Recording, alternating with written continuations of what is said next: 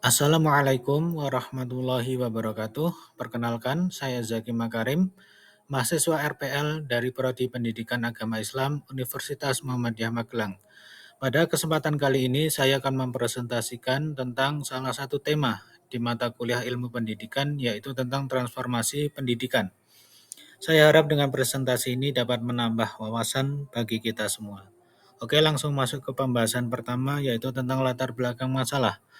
Perkembangan zaman yang berlangsung secara cepat ditandai dengan kemajuan teknologi informasi, globalisasi, serta meningkatnya kompleksitas kebutuhan masyarakat telah membawa perubahan yang signifikan di dalam dunia pendidikan. Oleh karena itu, dibutuhkan transformasi pendidikan untuk mengikuti perkembangan zaman yang ada. Kemudian kita masuk ke rumusan masalah. Adapun yang akan dibahas di presentasi ini yaitu tentang konsep-konsep utama dalam transformasi pendidikan seperti pendidikan untuk kebahagiaan, pendidikan teknologi humanis, pendidikan tanpa tembok, pendidikan berbasis data dan AI, pendidikan holistik, pendidikan hijau, dan juga pendidikan merdeka. Oke, kita langsung masuk ke pembahasan inti yang pertama yaitu tentang transformasi pendidikan. Transformasi pendidikan adalah upaya untuk mengubah paradigma dan praktik pendidikan tradisional untuk menyesuaikan diri dengan perubahan atau kebutuhan zaman. Kemudian salah satu bentuk dari transformasi pendidikan yaitu pendidikan untuk kebahagiaan.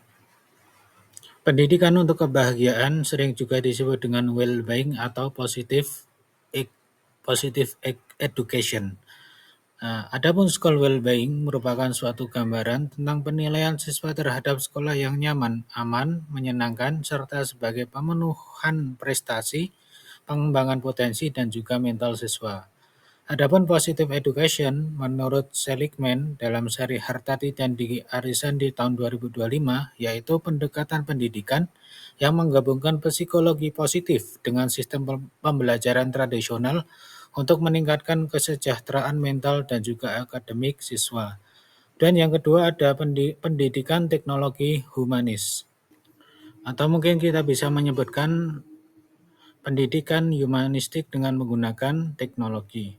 Pendidikan humanistik mampu menjadi panduan dalam melaksanakan pembelajaran di era digital.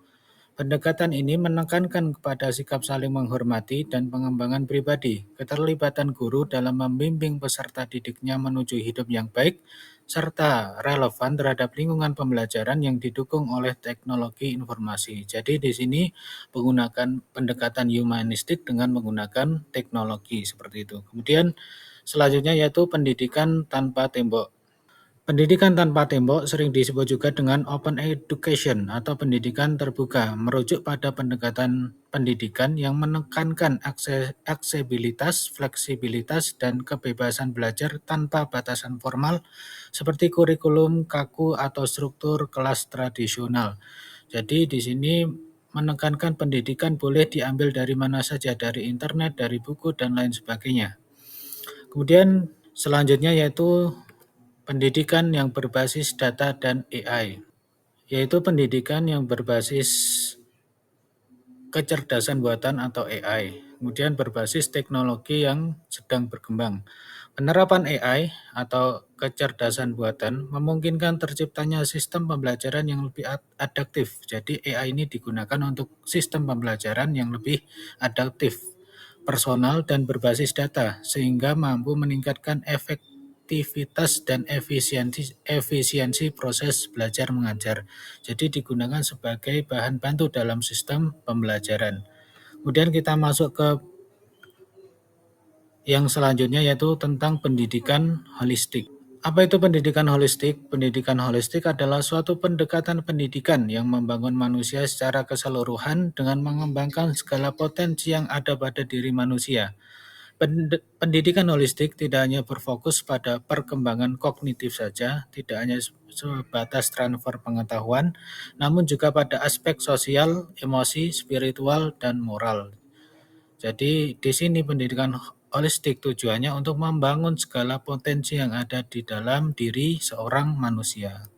Kemudian kita lanjut yaitu yang selanjutnya yaitu tentang pendidikan hijau atau sering disebut dengan green education.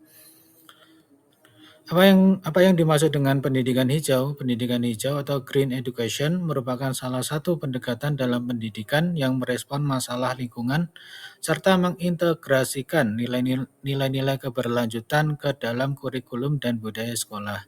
Tujuannya apa? Tujuannya adalah untuk memberikan pengetahuan, keterampilan, dan sikap kepada siswa agar mereka menjadi warga negara yang bertanggung jawab dan proaktif dalam melindungi dan melestarikan lingkungan. Jadi pendidikan hijau ini mempunyai hubungan nanti dengan mengelola dan merawat dan melestarikan lingkungan yang ada. Kemudian kita lanjut ke bentuk transformasi pendidikan yang selanjutnya, yaitu tentang pendidikan merdeka atau yang disebut dengan Merdeka Learning.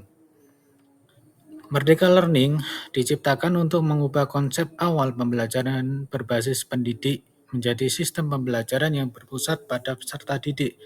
Kebijakan belajar mandiri ini bertujuan untuk mengembangkan sumber daya manusia yang berkualitas sehingga angka pengangguran di Indonesia dapat ditekan. Jadi pusatnya bukan seorang pendidik tapi yang terdidik atau murid sebagai pusat pembelajaran dalam sistem Merdeka Learning ini. Oke, mungkin sekian materi tentang transformasi pendidikan. Jika ada salah kurangnya, salah pengucapan dan lain sebagainya, saya mohon maaf sebesar-besarnya. Akhirul kalam. Assalamualaikum warahmatullahi wabarakatuh.